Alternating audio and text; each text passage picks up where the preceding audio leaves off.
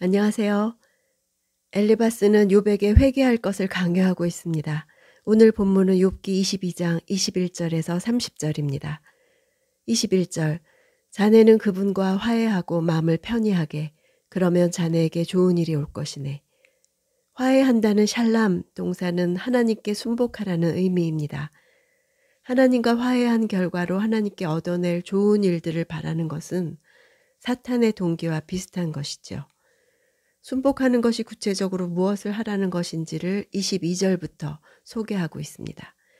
22절 부탁하는데 그분의 입에서 나오는 가르침을 받아들이고 그분의 말씀을 자네 마음에 차곡차곡 쌓아두게. 엘리바스의 이 말은 진리죠. 하나님의 가르침을 받아들이고 마음에 쌓아두면 하나님과 화해하는 길이다.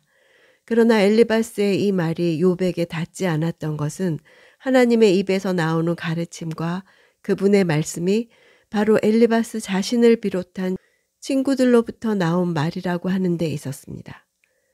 23절 자네가 전능하신 분께 돌아가고 죄악을 자네 장막에서 치우면 다시 회복될 걸세. 전능하신 분께 돌아가는 길의 구체적인 행위는 죄악을 장막에서 치우는 것입니다. 장막의 죄악은 가정의 죄악을 말하죠.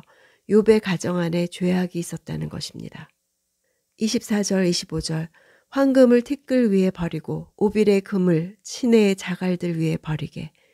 그리하면 전능하신 분이 자네 보물이 되고 자네에게 귀한 은이 될 것이네. 황금이나 오빌의 금은 욥이 가진 재물을 가리키죠.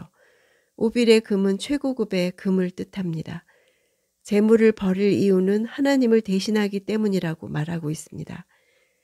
재물은 세속적인 욕심을 총칭합니다. 엘리바스는 욥이 세속적 욕심과 불의로 재물을 취득했다는 것을 전제로 이야기하고 있습니다. 26절 27절 그러면 자네는 전능하신 분 안에서 기쁨을 찾게 되고 자네 얼굴을 하나님께로 들게 될 걸세. 자네가 그분께 기도할 것이고 그분이 자네 말을 들으실 걸세. 그리고 자네는 그 서원한 것을 지키게 될 걸세. 하나님을 하나님 되게 하시기 위해서 세상에서 보물로 여기는 것들을 버리면 하나님 안에서 기쁨을 찾게 되고 두려움 없는 관계가 되고 기도 응답을 받게 된다는 것입니다. 서원한 것을 지킨다는 것은 기도가 응답된 뒤에 감사의 서원을 지킨다는 뜻입니다. 28절 또한 마음 먹는 일이 이루어질 것이고 자네의 길에 빛이 비칠 걸세. 이 문장을 직역하면 내가 또한 어떤 일을 명한다면 그것은 너를 위해 세워질 것이다 입니다. 죄를 회개하면 욥이 명하는 것은 무엇이든지 그 말한 바대로 성취되고 이루어질 것이라고 하는 것입니다. 이 말은 축복의 주체가 인간에게 있는 것처럼 파악하고 하나님의 축복을 현세적 형통과 번영으로만 보고 있다는 점에서 오류를 안고 있습니다. 29절 사람이 낮추어질 때 내가 높여지게 되리라고 하지 않는가? 그분은 겸손한 사람을 구원하신다네. 이 구절은 난해 구절입니다. 그래서 여러 번역본들이 어떻게 했는지 소개하겠습니다. 다른 이들이 낮아질 때 너는 그것이 교만이라고 말할 것이다. 사람들이 낙담할 때 높아짐이 있을 것이라. 너는 말할 것이다. 사람들이 낮춰지고 내가 그들을 일으켜 세우소서라고 말하면 그분이 낙담한 자들을 구원할 것이다. 그들이 너를 낙담시킬 때 너는 높아짐이 있다고 말할 것이다. 그들이 낮출 때 너는 높임을 명할 수 있다. 엘리바스가 왜 이 시점에서 이런 표현을 했는지는 30절과 연관시켜서 이해하는 것이 맞을 것입니다. 30절 그분은 죄 없는 사람을 풀어주시니 자네 손이 깨끗하다면 풀려날 걸세. 손은 모든 행동의 구체적인 기능을 말하는 것이죠. 손이 깨끗하다는 것은 회개를 뜻하고 욥이 악행을 저질렀다는 전제를 말하는 것입니다.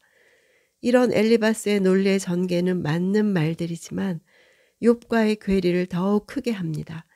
욥의 형편을 염두에 두지 않고 일반적인 논리만 전개하고 있기 때문이고 하나님의 은혜와 구원은 회개하는 자에게 주어지는 축복이기는 하지만 그 결정적 요인은 인간의 회개에 있는 것이 아니라 하나님의 주권적인 의지와 섭리에 있다는 중요한 진리를 놓치고 있는 것입니다.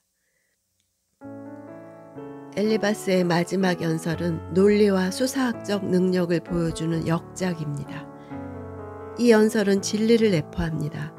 하나님은 땅에서 일어나는 일을 보시고 사람들이 겸손하게 회개하며 자신에게로 돌아서길 원하시며 회개하는 자들에게 자신과의 바른 관계라는 복을 주십니다.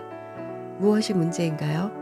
문제는 욥이 이미 회개했다는 것입니다. 욥은 도덕적으로도 빛 가운데 살아가는 신자입니다. 그런데도 깊은 어둠을 경험하고 있습니다. 회개한 신자에게 그가 알지도 못하는 죄를 회개하라고 한다면 그 사람의 진실함을 타협하라고 압박하는 것입니다. 성령께서 죄를 깨닫게 해주시길 기도할 뿐이지 회개하라고 압박할 일은 아닙니다. 성령께서 해주실 때에야 온전한 회개, 자유함을 누리는 회개를 할 수 있기 때문입니다. 무엇보다 내가 날마다 성령께서 죄를 깨닫게 해주시는 자리에 있는가가 중요합니다. 욥기 파이팅입니다.